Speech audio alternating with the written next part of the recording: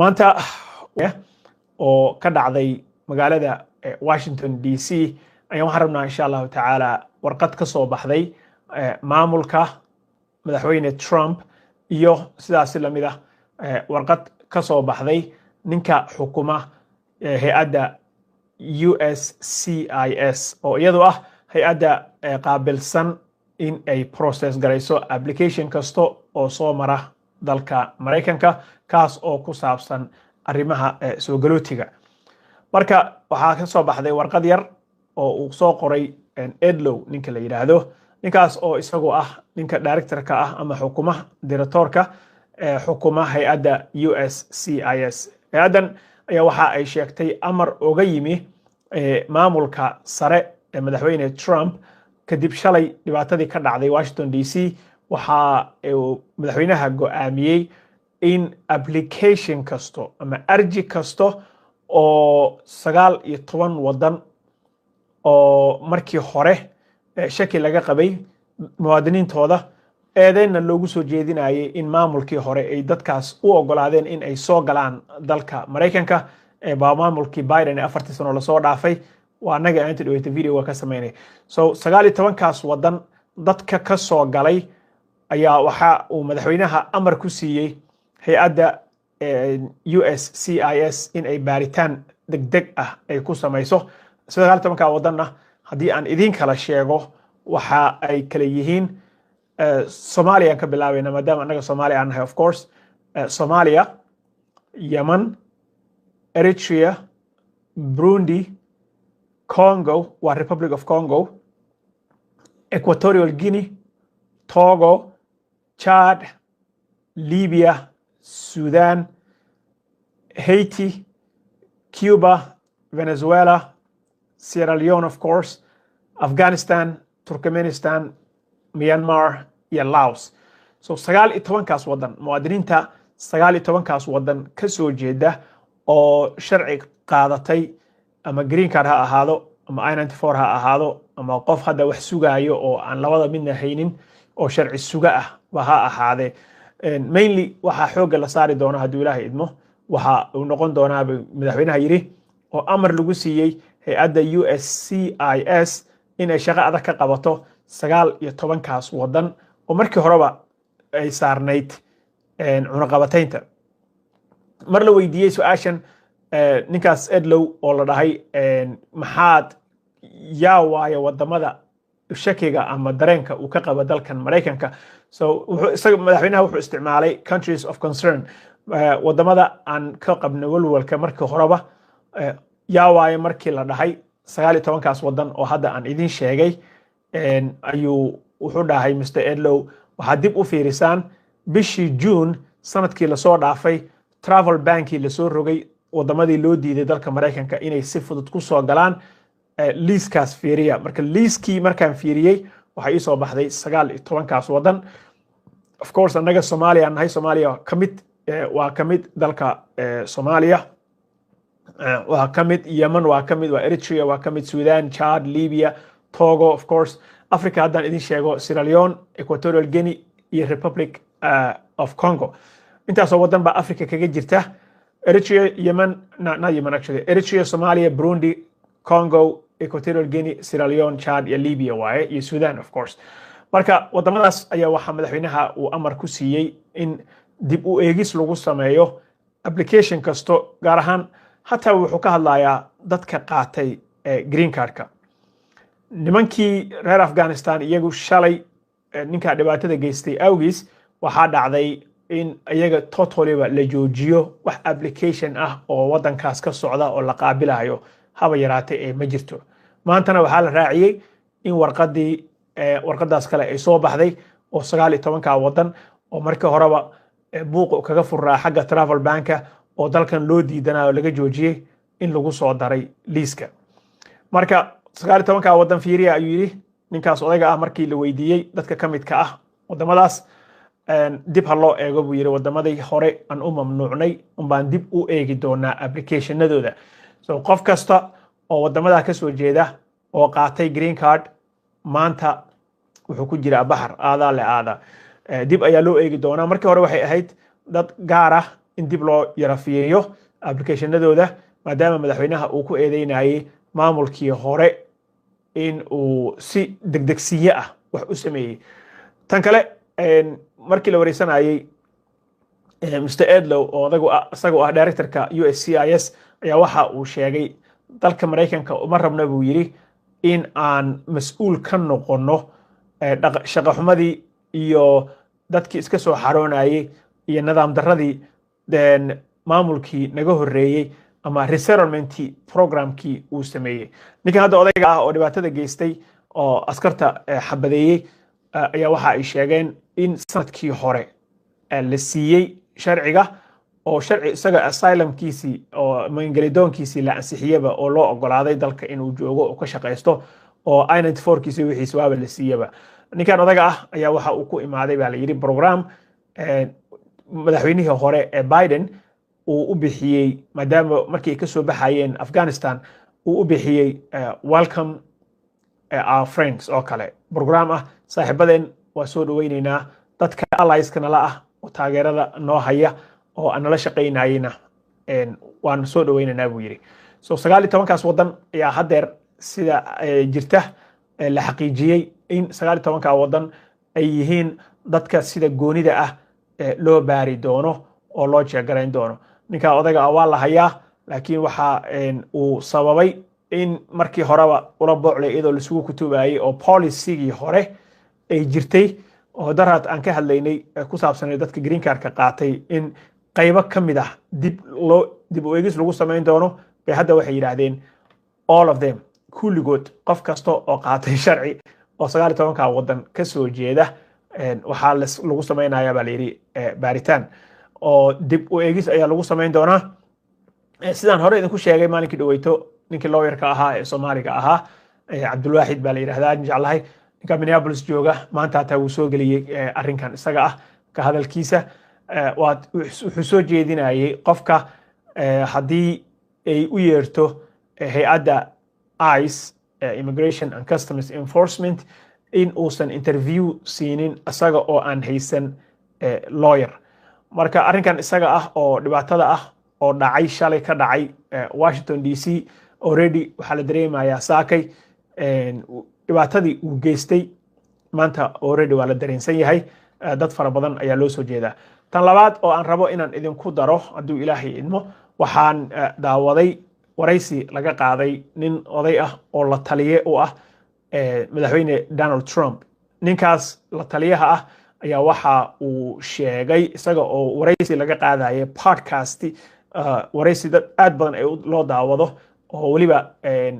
podcastigaas uu yahay podcast qolyahan xagga gacanta midig ee conservatives-ka ah ay xukumaan ayaa waraysigaas wuxuu ku sheegay in Minneapolis loo soo socdo isbuucyada soo socdo wuxuu yiri maalmaha soo socda ama isbuucyada soo socdo waxaa loo soo diri doonaa buu yiri stateka Minnesota gaar ahaan magaalada Minneapolis iyo adiga meesha Soomaalida ay concentrated ku tahay u fara badan tahay in loo soo diri doono ciidamo National Guard ah ciidamo ICE ah iyo ciidamo Border Patrol ah oo kuwa kulli waa ku saabsan arrimaha immigration-ka. marka wuxuu sheegay ninkaas odayga ah waxaan ku dhihi lahaa buu yiri waliba si gaar ah isagoo Soomaalida u bartilmaameedsanayo dadka Soomaalida ah ee ku nool gobolka Minnesota gaar ahaan kuwa Minneapolis ku nool in ay sii diyaariyaan. actually in general wuxuu dhahay gobolka Minnesota dadka ku nool app baa jira appkaas oo la yiraahdo CBP app baa la yiraahdaa. appkaas waxaa ku samayn kartaa haddaad rabto inaad self deportation isku samayso adiga aad istarxiisho oo iyaga appka iska tarxiili kartaa oo aad marka waxay ku leeyihiin haddii annaga aan ku soo qabanno oo aan tan maxkamad ku marino ku process garayno aan ku tarxiilno you will never have another chance dalkan Mareykanka aad dib ugu soo laabato chance kale ma helaysid mana lagu ogolaanayo dalkan inaad ku soo laabato. laakiin sida dadka ay ugu encourage garayaan ama ugu dhiirigeliyaan arrinkan ayaa waxa ay sheegayeen in qofka hadduu CBP1 appkaas intuu ka codsado self deportation isaga uu isku sameeyo oo isaga uu istarxiilo chance buu leeyahay uu dalkan dib ugu soo laabto. marka ninka odayga ah wuxuu ku leeyahay isdiyaariya appkiina soo dejista waa idin soo soconaa adiga meel buu ka soo dhaaranayay kayskana weli wuxuu sheegay in uusan rabin in uu ka hordhaco oo uu ku sameeyo ka hordhicid inuu ku sameeyo ma rabo buu yidhi waxaan rabaa in haddii uu ilaahay idmo waan soo soconaaye qofkii raba ha isa sii diyaariyo self deportation isku sameeyo isaga iskii ha isu tarxiila camal kolley cid ka helaysaa iska yarsaan u malaynayo qofka dadka laakiin way u soo socdaan sida Minneapolis uu sheegay tan kale oo iyadana jirta oo isla same podcast almost niman waxaa jira dad hadda soo baxay oo Soomaalida aad iyo aad ugu kacsan dadkaas iyaga ah waa qolyaha conservative-ka ah waxaana ay gudbinayaan narrative ama sheeko dhisan oo isku daba xirxiran oo nidaamsan oo ay ugu talagaleen Soomaalida in ay ku dhibaateeyaan dadkaas mid kamida wali si fiican buu 10 noogu qaatay fuusto culus buu nagu soo riixay waxa la dhihi jiray fuustana lagu soo riixay fuusto culus ayuu nagu soo riixay kadib markii uu sheegay ninkaas in dadka reer Soomaaliya ama Soomaaliya ka soo jeeda reer Soomaaliya oranay dalkan Mareykanka ku nool ama deegaanba waa dadkaas in ay dadka kale ka aqli yar yihiin buu sheegay arano meel uu ka keenay hadalkaas laakiin wuxuu ku leeyahay IQ-ga qofka caadiga ah bini'aadanka maskaxdiisa waa 120 meelahaas qof very smart waa qofkaas 110 intaas 107 wax loo dhaxeeya Soomaalida kulaha isaga oo maaragtay raba inuu dadkeena uu aflagaadeeyo 70 way ka hooseeyaan buu ku leeyahay waa dad aad iyo aad u aqli xun oo micno badan aan lahayn marka dagaalkan wuu socdaa darad wataan ka hadalay arrinkan ninka odayga ah wuxuu kaga hadlayay television laga wareysanayay oo podcast ah haddana wuxuu ku leeyahay ma rabo inaan ka hor dhaco waxaan u soo soconaa si gooniya oo waliba oo magac dhow ah buu u leeyahay Soomaalida Minnesota degan waa u soo soconaa qofkan self deportation isku sameeyno isaga istarxiilina annaga inta u imaano qabanno tarxiili doona marka fuustooyin badan baa la isku soo riixaya Soomaalida waa lagu soo jeedaa of course waa arkayseen sidii ay uga falceliyeen dadka reer Minneapolis isu soo bixi ay sameeyeen taageerada ay ka haysteen dadka Amerikaanka ah reer Minnesota ah oo cadaanka ah dad fara badan ayaa isugu soo baxay arrinkaas markii ay ka maaragtay ay ka andacoonayeen oo ay ka hadlayeen la noqoshadii TPS programka lagala noqday dadka gaar ahaan Soomaalida busi madaxweynaha gooniya u sheegay waxaan rabaa inaan idinku daro inta aanan idinka tegin markii annaga ama dadka Soomaalida ah lagala noqday waxaa next laga dhigay dadka reer Myanmar ama Burma ka soo jeeda dadka Burma ka soo jeeda ayuu madaxweynaha daraadna kala laabtay waliba waxaa lagu eedeeyay dadka reer Burma wali inay ciidamadii militariga ahayd ay haystaan dalka oo dhibaatada ay ka wadaan dalkoodana uusan ka dhamaan rabshadihii iyo wixii iyo doorashooyinkii la isku haystay doorashada inay ku soo socoto laakiin madaxweynaha wuxuu go'aan ku gaaray in uu ayagana kala noqdo TPS programkii marka wadamada aan idin soo sheegay iyaga mar hore Cuba Haiti Venezuela kuwaas Haiti iyo Cuba iyo Venezuela horaba iyaga loogala laabtay maxaan iraahdaa TPS programka haddana Myanmar baa lagu soo daray Soomaaliya lagu soo daray wadamo badan baa lagala laabanayaa I think Sudan waa loo soo socdaa sida hadda uu sheegay madaxweynaha Iran marka hore ma aysan haysan TPS program Afghanistanna shalay ayaa wax alaala wixii application ah oo ka soo jeeda dalka Afghanistan maadaama ninkaas dhibaatada geystay oo askarta shuud gareeyay xabadeeyay uu ka soo jeeday waxaa Afghanistan laga joojiyay wax kasta oo application ah oo xaggaas ka socda laakiin fuustadaas ninka uu soo riixay dadkaas fara badan ayay saameysay oo maanta sida aan idin sheegay Cuba, Haiti, Venezuela, Sierra Leone, Equatorial Guinea, Republic of Congo, Burundi, Chad, Sudan, Libya, Eritrea, Yemen, Somalia, Afghanistan, Turkmenistan, Myanmar iyo Laos intaas oo wadan ayaa maanta waxaa la dhahay applicationadii xilligii 4 sano oo la soo dhaafay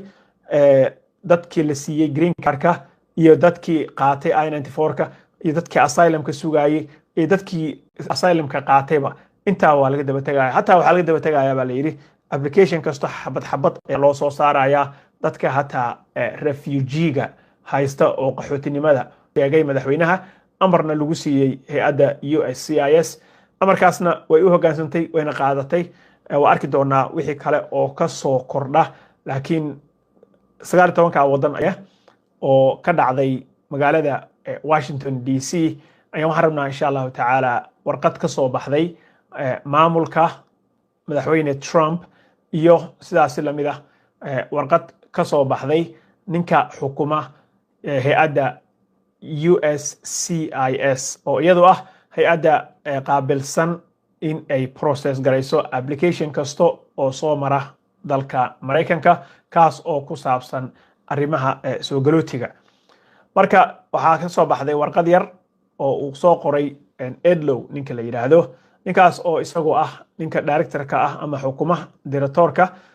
xukuma hay-adda USCIS hay-adan ayaa waxa ay sheegtay amar uga yimi maamulka sare ee madaxweyne Trump kadib shalay dhibaatadii ka dhacday Washington DC waxa uu madaxweynaha go'aamiyey in application kasto ama arji kasto oo 19 wadan oo markii hore shaki laga qabay muwaadiniintooda eedeyna loogu soo jeedinayay in maamulkii hore ay dadkaas u ogolaadeen in ay soo galaan dalka Mareykanka baa maamulkii Biden 4 sano la soo dhaafay waa anaga inta dhaweyta video ka sameynay so 19 wadan dadka ka soo galay ayaa waxa uu madaxweynaha amar ku siiyey hay-adda USCIS in ay baaritaan degdeg ah ay ku samayso 19 wadanna haddii aan idin kala sheego waxa ay kala yihiin Soomaaliya ka bilaabayna maadaama anaga Soomaaliya aan nahay of course Soomaaliya Yemen Eritrea Burundi Congo waa Republic of Congo Equatorial Guinea Togo Chad Libya Sudan Haiti Cuba Venezuela Sierra Leone of course Afghanistan Turkmenistan Myanmar iyo Laos so 19 wadan muwaadiniinta 19 wadan ka soo jeeda oo sharci qaadatay ama green card ha ahaado ama I-94 ha ahaado ama qof hadda wax sugayo oo aan labada midna haynin oo sharci suga ah waxa ahaade mainly waxa xooga la saari doona haduu Ilaahay idmo waxa uu noqon doonaa madaxweynaha yiri oo amar lagu siiyey hay-adda USCIS in ay shaqo adag ka qabato 19 wadan oo markii horeba ay saarnayd cunaqabataynta mar la weydiiyey su'aashan ninkaas Edlow oo la dhahay maxaad yaa waayo wadamada shakiga ama dareenka uu ka qabo dalkan Mareykanka so isaga madaxweynaha wuxuu isticmaalay countries of concern wadamada aan ka qabno walwalka markii horeba yaa waayo markii la dhahay 19 wadan oo hadda aan idin sheegay ayuu wuxuu dhahay Mr Edlow waxa dib u fiirisaan bishii June sanadkii la soo dhaafay travel banki la soo rogay wadamadii loo diiday dalka Mareykanka inay si fudud ku soo galaan liiskaas fiiriya marka liiskii markaan fiiriyay waxa ii soo baxday 19 wadan of course anaga Soomaaliya nahay Soomaaliya kamid waa kamid dalka Soomaaliya waa kamid Yemen waa kamid waa Eritrea waa kamid Sudan Chad Libya Togo of course Africa haddaan idin sheego Sierra Leone Equatorial Guinea iyo Republic of Congo intaasoo wadan baa Africa kaga jirta Eritrea Yemen not Yemen actually Eritrea Somalia Burundi Congo Equatorial Guinea Sierra Leone Chad iyo Libya waaye iyo Sudan of course marka wadamadaas ayaa waxa madaxweynaha uu amar ku siiyey in dib u eegis lagu sameeyo application kasto gaar ahaan hataa wuxuu ka hadlayaa dadka qaatay green cardka nimankii reer Afghanistan iyagu shalay ninka dhibaatada geystay awgiis waxa dhacday in iyaga totally la joojiyo wax application ah oo wadankaas ka socda oo la qaabilayo haba yaraatay ma jirto maantana waxa la raaciyay in warqadaas kale ay soo baxday oo 19 wadan oo markii horeba buuq kaga furaa xagga travel banka oo dalkan loo diidanayo laga joojiyay in lagu soo daray liiska marka 19 wadan fiiriya ayuu yiri ninkaas odayga ah markii la weydiiyey dadka ka midka ah wadamadaas dib ha loo eego buu yiri wadamadii hore aan u mamnuucnay baan dib u eegi doonaa applicationadooda so qof kasta oo wadamada ka soo jeeda oo qaatay green card maanta wuxuu ku jiraa baxar aadaa le aada dib ayaa loo eegi doonaa markii hore waxay ahayd dad gaar ah in dib loo yarafiyeeyo applicationadooda maadaama madaxweynaha uu ku eedeynayay maamulkii hore in uu si degdegsiye ah wax u sameeyey tan kale markii la wareysanayay Mr. Edlow oo isagu ah directorka USCIS ayaa waxa uu sheegay dalka Mareykanka uma rabna buu yiri in aan mas'uul ka noqono shaqo xumadii iyo dadkii iska soo xaroonayay iyo nidaam daradii maamulkii naga horeeyay ama resettlement programkii uu sameeyay ninka hadda odayga ah oo dhibaatada geystay oo askarta xabadeeyay ayaa waxa ay sheegeen in sanadkii hore la siiyay sharciga oo sharci isaga asylumkiisii oo maangelidoonkiisii la ansixiyaba oo loo ogolaaday dalka inuu joogo oo ka shaqeysto oo I-94kiisii wixiisa waaba la siiyaba ninkan odayga ah ayaa waxa uu ku imaaday baa la yiri program madaxweynihii hore ee Biden uu u bixiyay maadaama markii ay ka soo baxayeen Afghanistan uu u bixiyay welcome our friends oo kale program ah saaxiibadeen waa soo dhaweynaynaa dadka allies-kana la ah oo taageerada noo haya oo aan la shaqeynayna waan soo dhaweynaynaa buu yiri so 19kaas wadan ayaa hadeer sida jirta la xaqiijiyay in 19ka wadan ay yihiin dadka sida goonida ah loo baari doono oo loo jeegarayn doono ninka odayga waa la hayaa laakiin waxa uu sababay in markii horeba ula boocle iyadoo la isugu kutubayay oo policy-gii hore ay jirtay oo daraad aan ka hadlaynay ku saabsanay dadka green card-ka qaatay in qaybo ka mid ah dib u eegis lagu samayn doono bay hadda waxay yiraahdeen all of them kulligood qof kasta oo qaatay sharci oo 19ka wadan ka soo jeeda waxaa lagu samaynayaa baa la yiri baaritaan oo dib u eegis ayaa lagu samayn doonaa sidaan hore idinku sheegay maalinkii dhaweyto ninkii lawyerka ahaa ee Soomaaliga ahaa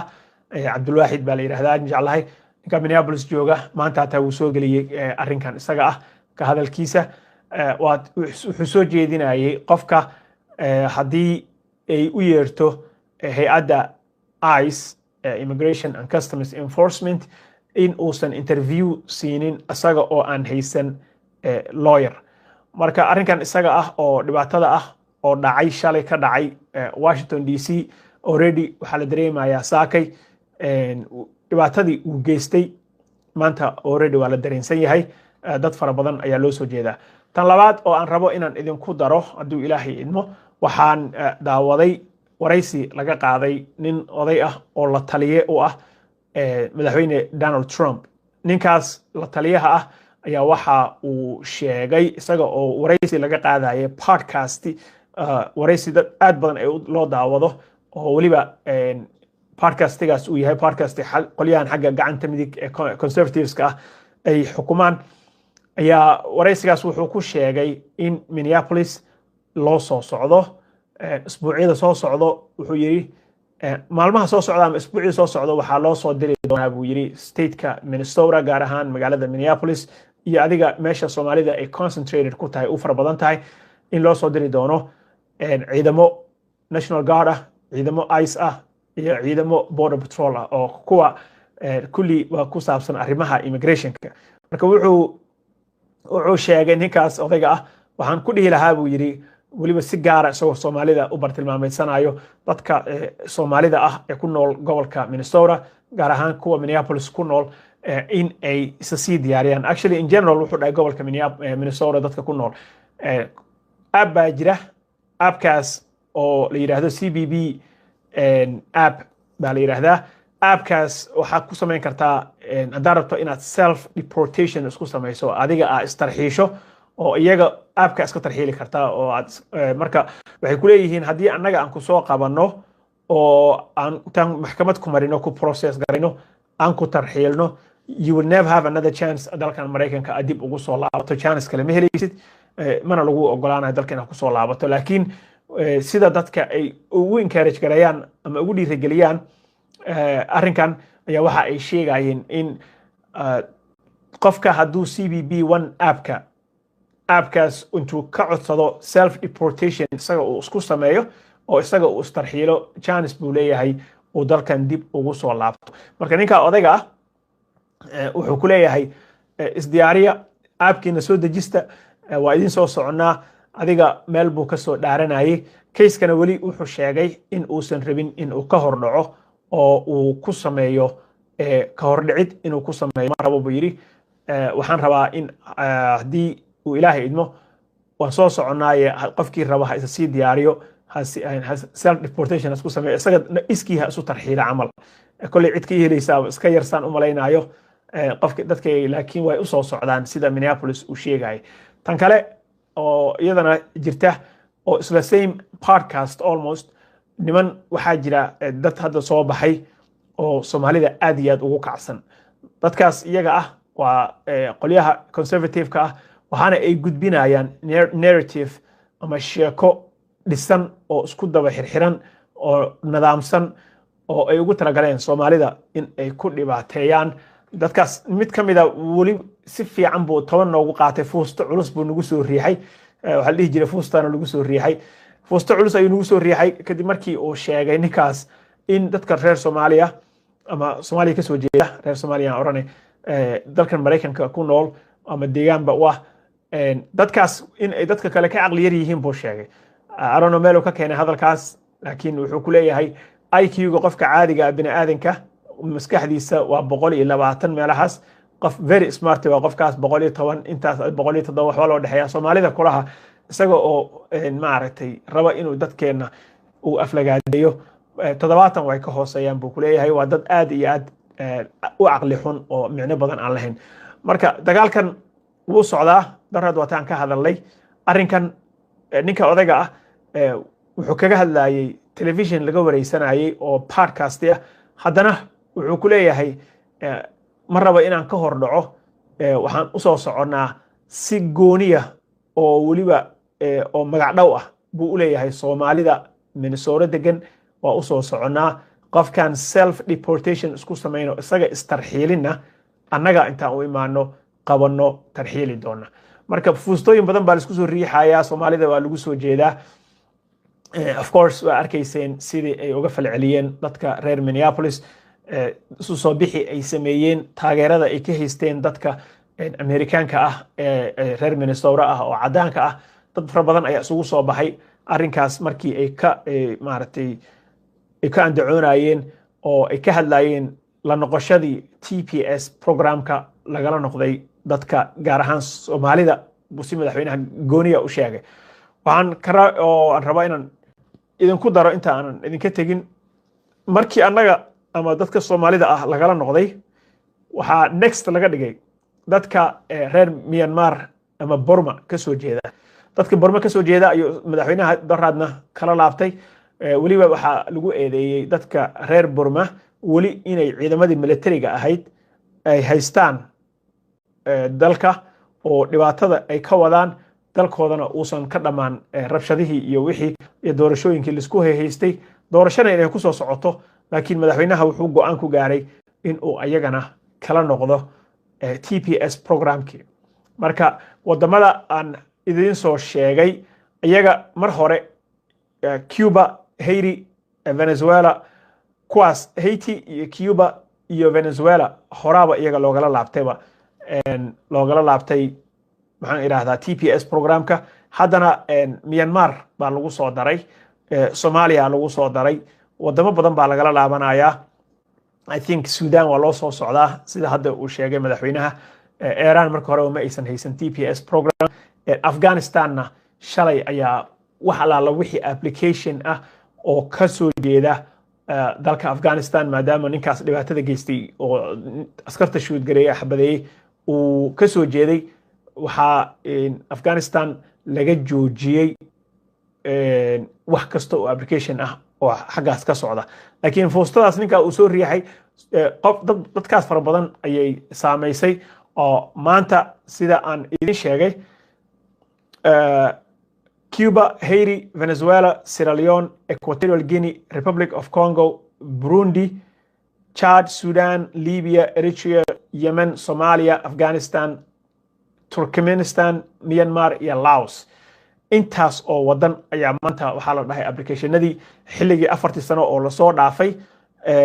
dadkii la siiyay green cardka iyo dadkii qaatay I94ka iyo dadkii asylumka sugayay iyo dadkii asylumka qaatayba intaa waa laga daba tagayaa hatta waxaa laga daba tagayaa baa la yiri application kasto xabad ee loo soo saaraya dadka hatta refugee-ga haysta oo qaxootinimada dalkan ku imaaday dadkaas oo dhan waa laga daba tagi doonaa sida hadda uu sheegay madaxweynaha amarna lagu siiyay hay'adda USCIS amarkaasna way u hoggaansantay wayna qaadatay waa arki doonaa wixii kale oo ka soo kordha laakiin 19 wadan ayuu hadda maanta la soo cadeeyay in la rabo in muwaadiniintooda dib eegis lagu sameeyo applicationadoodii iyo howlahoodii marka waad mahadsantihiin akhyaarta igala soo qayb gashay oo daawanaysay all the way through intaan insha Allah ta'ala mar kale kulmi doono ومهسنتهين والسلام عليكم ورحمة الله وبركاته